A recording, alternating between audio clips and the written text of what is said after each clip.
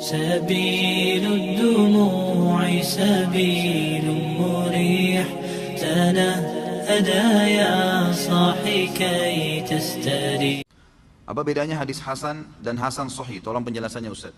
Kalau hadis hasan saja, maka ini biasanya diitlaqkan secara umum semua perawi hadis. Ya, semua perawi hadis umumnya menggunakan istilah hasan kalau hadisnya itu di bawah sahih. Ya, kan? Sahih kan sudah pernah saya jelaskan, sehat sanadnya, sehat matannya. A meriwayatkan dari B, B dari C, C dari sahabat Nabi dari Nabi SAW. Ini sehat semua. Hukumannya bagus, ibadahnya, semua dekat dengan Allah, hafalannya semua kuat, terkenal, ditahu di sekitar masyarakatnya, dipuji murid-muridnya jelas, guru-gurunya jelas, gitu kan? Maka ini hadisnya sahih. Tapi kalau ada satu orang saja tercoreng sedikit kehormatannya, mungkin hafalannya kurang kuat, mungkin pernah ada sesuatu yang hukumnya sunnah tapi dilanggar atau seperti apa? Kadang-kadang hadisnya turun dari hasan, gitu kan? Kalau diistilahkan hasan berarti dalam ilmu mustalah hadis dia lebih di bawahnya hadis sahih. Kalau hadis hasan sahih ini digunakan istilah oleh satu orang saja. Setahu saya ya, Imam Tirmidzi. Imam Tirmidzi menggunakan hadis hasan sahih. Tidak semua ulama hadis gunakan nih. Kalau istilah hasan sahih yang saya tahu digunakan oleh Imam Tirmidzi adalah hadis hasan tetapi masih dikuatkan dengan dalil-dalil yang memang derajatnya sampai pada sahih, gitu lah. Jadi digunakan istilah seperti ini. Itu yang dimaksud. Assalamualaikum, semoga Ustaz dimuliakan oleh Allah Azza wa Jalla. Sama-sama insyaAllah. Apakah ada zakat profesi atau zakat penghasilan dalam Islam? Jika ada, apa dalilnya? Jika tidak ada, apa ini? Bagaimanakah hukum lembaga penerima dan penyalur zakat profesi dan zakat penghasilan tersebut? Ana pernah berdiskusi dengan teman yang pernah bekerja di salah satu lembaga tersebut dan dia bilang untuk nisabnya adalah senilai 520 liter beras. Ya. Ini sudah pernah saya jelaskan ya, mungkin akhi yang bertanya atau ukhti yang bertanya belum hadir dari awal pertemuan kita. Kalau yang saya tahu memberikan pendapat adanya zakat profesi cuma Yusuf Qaradawi, Dr. Yusuf Qaradawi, gitu kan. Beliau mengatakan adanya zakat profesi dan itu pun setelah beliau ditelusuri oleh sebagian ulama, setelah beliau memang paling banyak memberikan fatwa-fatwa para pengusaha yang ada di Amerika dan di Eropa, gitu kan. Mereka ini umumnya pendapatan pemilik perusahaan dan pekerja itu besar-besar. Dan mereka untuk meringkas supaya mereka ini tidak perlu repot-repot 1 tahun ngeluarin zakat, keluar istilah zakat profesi. Artinya setiap bulan langsung aja potong deh supaya nggak pusing. Tapi ini dibantah oleh jumhur ulama karena dia keluar daripada syaratnya zakat, harus ada haul. Haul itu masa 1 tahun dan itu hadis sahih riwayat Bukhari. Tidak ada zakat sebelum tiba haulnya, dan haul ditentukan oleh Nabi SAW dalam riwayat lain adalah 1 tahun, gitu kan? Dan haul ini bisa kita tentukan sendiri dan ini sudah panjang lebar sering saya sebutkan.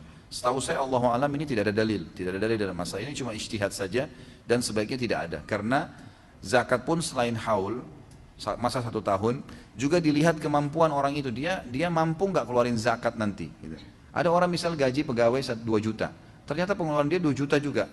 Ini termasuk orang miskin, nggak dia bukan fakir.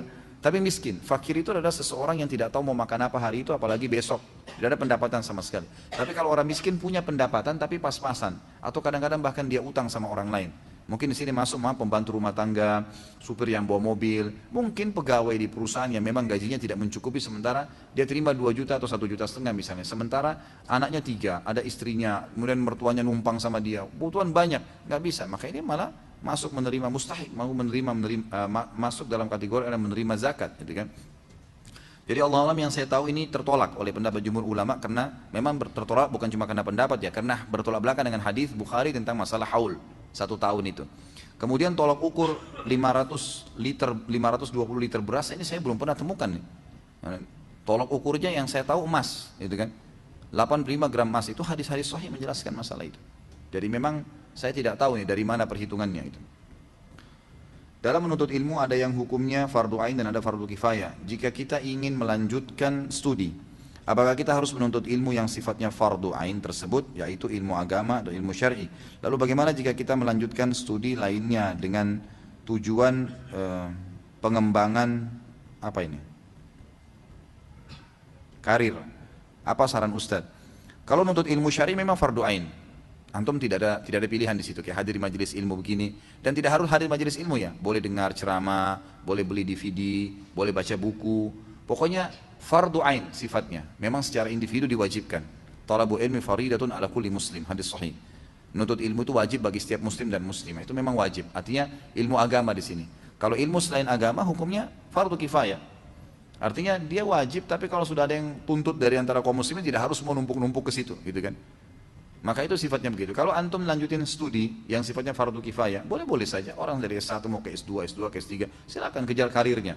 Boleh saja. Islam tidak menutup seseorang itu untuk menjadi orang yang lebih baik dari sebelumnya, malah dimotivasi. Gitu. Tapi jangan tutup diri dari menuntut ilmu syar'i. Dan alhamdulillah sekarang kan media sudah luar biasa. YouTube ini sudah luar biasa. Kemudian banyak lah ya yang bisa digunakan. Mungkin beli DVD-nya, mungkin juga hadir ceramah seperti sekarang. Sudah banyak ceramah-ceramah yang seperti pernah saya isi, kita dari sini kemudian disambung ke Amerika, gitu kan, sudah kemana-mana, gitu kan, itu sudah bisa kita hadir. Ya, mungkin banyaklah fasilitas untuk itu. Jadi nuntut ilmu syar'i jangan ditinggalkan, karena ilmu syar'i itu memang dibutuhkan dan tidak ada batas sampai kita tua pun, bahkan sampai meninggal tetap menuntut ilmu syar'i.